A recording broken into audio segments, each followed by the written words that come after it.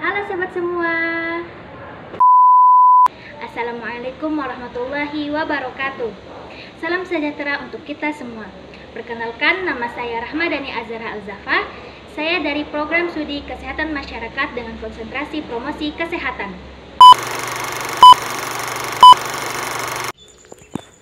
Gempa Jogja tahun 2006 silam. Gempa yang berkekuatan 5,9 skala Richter yang berlangsung selama 57 detik itu tercatat dalam sejarah sebagai salah satu gempa yang paling mematikan di dunia, yang dimana ia menempati posisi ke-9 atas jumlah korban jiwa yang melayang. Menurut data BNPB DIY pada tahun 2006, data korban gempa Jogja 2006 hampir 6.000 jiwa menjadi korban meninggal dunia, 46.148 korban luka-luka, dan sekitar 390.000 kerusakan rumah, sehingga mereka banyak yang kehilangan tempat tinggal. Inilah kondisi Jogja pada tahun 2006 silam. Banyak sekali rumah-rumah warga, bangunan-bangunan hancur yang disebabkan oleh guncangan gempa pada tahun itu.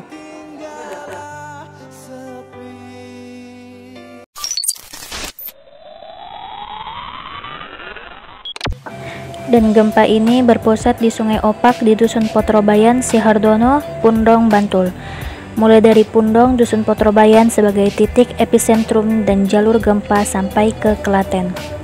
Sungai Opak adalah aliran berhulu di lereng Gunung Merapi yang memiliki panjang sekitar 35 km yang membelah Yogyakarta, yang dimana sungai tersebut melintasi dua kabupaten, yaitu Sleman dan Bantul.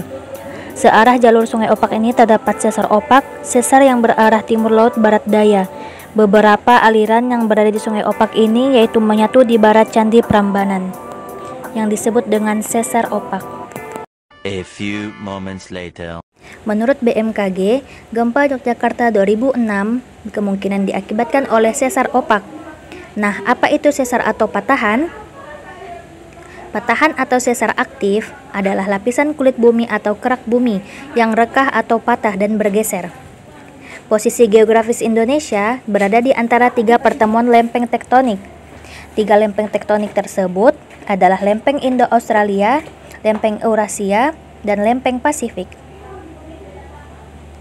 Pergerakan lempeng-lempeng tersebut menyebabkan pengumpulan energi secara terus-menerus sampai tidak lagi mampu menahan gerakan hingga terjadi pelepasan mendadak yang disebut gempa bumi. Pergerakan lempeng juga mengakibatkan adanya gaya pada batuan, baik berupa gaya yang menekan, gaya yang menarik, maupun kombinasi keduanya. Sehingga batuan tidak mampu lagi menahan gaya tersebut dan terjadilah patahan atau sesar.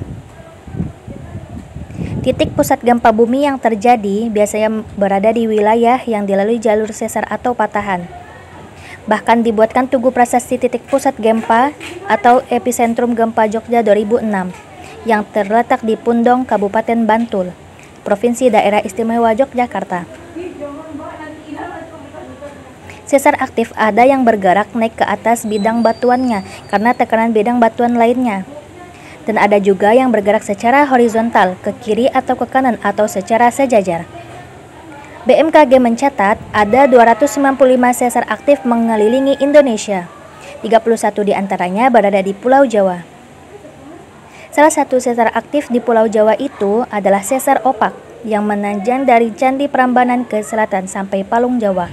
Maka kita lihat terdapat dataran yang terlihat jelas sekali perbedaan ketinggiannya. Satunya dataran lebih rendah dan satunya lebih tinggi. Sesar Opak teridentifikasi jenis sesar naik.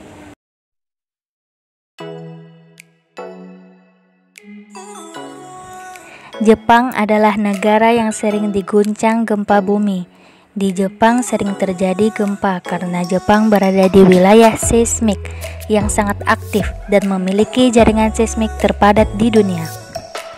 Jepang terletak di sepanjang Pacific Ring of Fire atau cincin api Pasifik yang merupakan wilayah cincin dengan gempa paling aktif di dunia.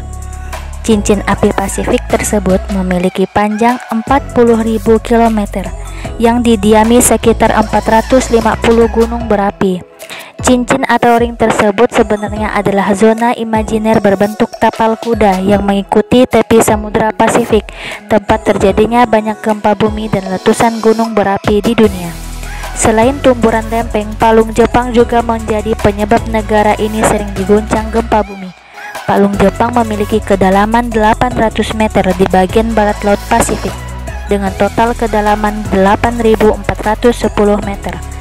Pada tahun 2006, gunung berapi yang aktif secara seismik dengan ketinggian 50 meter ditemukan di kedalaman 5.000 meter Palung Jepang. Hal itu diyakini menjadi penyebab gempa Tohoku pada bulan Maret tahun 2011 dengan kekuatan magnitudo 9,1 dan menimbulkan tsunami. Mengapa demikian?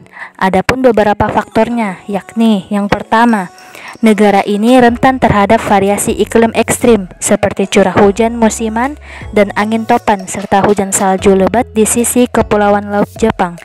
Yang kedua, topografi Jepang terjal dan banyak terdapat patahan serta tanjakan yang curam.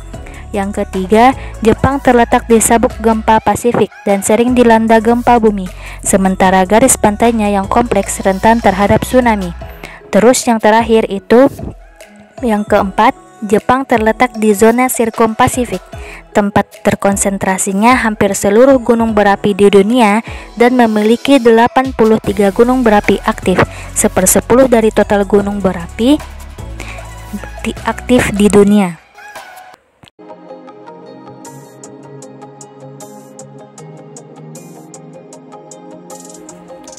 Perbedaan antara pencegahan dan penanganan gempa bumi di Indonesia dan Jepang cukup mencolok, dapat dilihat dari beberapa video sebelumnya. Mengingat kedua negara memiliki pengalaman dan pendekatan yang berbeda terhadap risiko gempa bumi. Pencegahan di Indonesia, kesadaran masyarakat atau pendidikan tentang gempa bumi masih perlu ditingkatkan. Banyak masyarakat yang belum sepenuhnya memahami risiko dan langkah-langkah yang harus diambil. Infrastruktur. Meskipun ada upaya untuk membangun infrastruktur yang tahan gempa, banyak bangunan di daerah rawan yang belum memenuhi standar yang diperlukan. Untuk sistem peringatan dininya, Indonesia memiliki sistem peringatan dini, tetapi implementasinya masih perlu ditingkatkan untuk menjangkau seluruh masyarakat secara merata. Untuk di Jepang, pendidikan dan pelatihan. Jepang memiliki program pendidikan yang kuat tentang gempa bumi, termasuk latihan evakuasi reguler di sekolah dan komunitas. Infrastruktur tahan gempa bangunan di Jepang dirancang dengan teknologi mutakhir untuk tahan terhadap gempa, termasuk penggunaan material dan teknik konstruksi khusus. Untuk sistem peringatan dini yang canggih, Jepang memiliki sistem peringatan dini yang sangat efektif, yang dapat memberikan informasi dalam hitungan detik sebelum gempa terjadi. Untuk penanganannya, Indonesia, respon darurat penanganan setelah gempa seringkali terbatas oleh kurangnya koordinasi antar lembaga dan sumber daya yang tersedia. Untuk bantuan kemanusiaannya, proses distribusi bantuan